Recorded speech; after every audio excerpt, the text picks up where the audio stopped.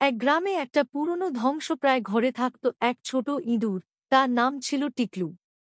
সে ছিল দেখতে ছোট, কিন্তু মনের দিক থেকে খুব সাহসী। টিকলু সারাদিন দৌড়াদৌড়ি করত, কখনো চালে, কখনো মাটির নিচ দিয়ে।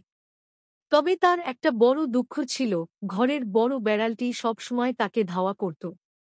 বেড়ালটির নাম ছিল কালা। সে খুব ধূর্ত ও ভয়ঙ্কর। গ্রামের সব ইঁদুরই কালাকে ভয় পেত। কেউ কখনো দিনের আলোয় বের হতো না। কিন্তু টিকলু ঠিক করেছিল, সে আর ভয় পাবে না। সে বলত, ছোট বলে যদি চুপ করে থাকি, তাহলে তো কোনোদিন কিছু বদলাবে না। একদিন টিকলুর এক বন্ধুকে কালা তাড়া করে।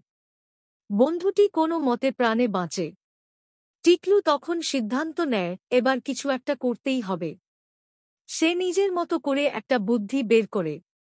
পরের দিন রাতে টিকলু চুপি চুপি চালা ঘরে ঢুকে পড়ে।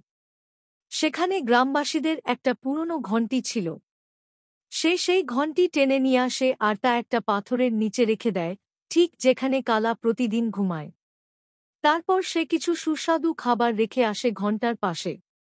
কালা যখন খাবার খেতে আসে, টিকলু এক লাফে পাথরে ধাক্কা দেয়। ঘণ্টি নড়ে ওঠে আর টুংটাং শব্দ হয়। কালা চমকে ওঠে, এত রাতে কে এমন শব্দ করছে। তারপর থেকে টিকলু প্রতিদিন কালার আশেপাশে কোথাও না কোথাও ঘণ্টি বাজাতে থাকে। কালা ভয় পেয়ে যায়। সে ভাবে ঘরে ভূত আছে।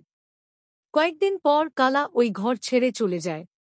গ্রামের সব ইঁদুর তখন আনন্দে উল্লাস করে। সবাই টিকলুকে বীরের মতো দেখে।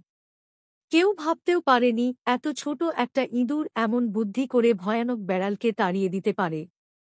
টিকলু তখন বলে, ভয় যত বড়ই হোক না কেন, বুদ্ধি আর সাহস দিয়ে তাকে জয় করা যায়। এরপর থেকে টিকলু শুধু বন্ধুদের ভালোবাসা পায়নি, বরং গ্রামের প্রতিটি ইঁদুর তাকে শ্রদ্ধা করতে শুরু করে। তারা সবাই মিলে একটা ছোট উৎসবও করে, যার নাম রাখে টিকলু দিবস। ছোট ইঁদুর টিকলুর গল্প তখন শুধু ওই ঘরে সীমাবদ্ধ ছিল না, আশেপাশের গ্রামের ইঁদুররাও এই গল্প শুনে সাহস পায়।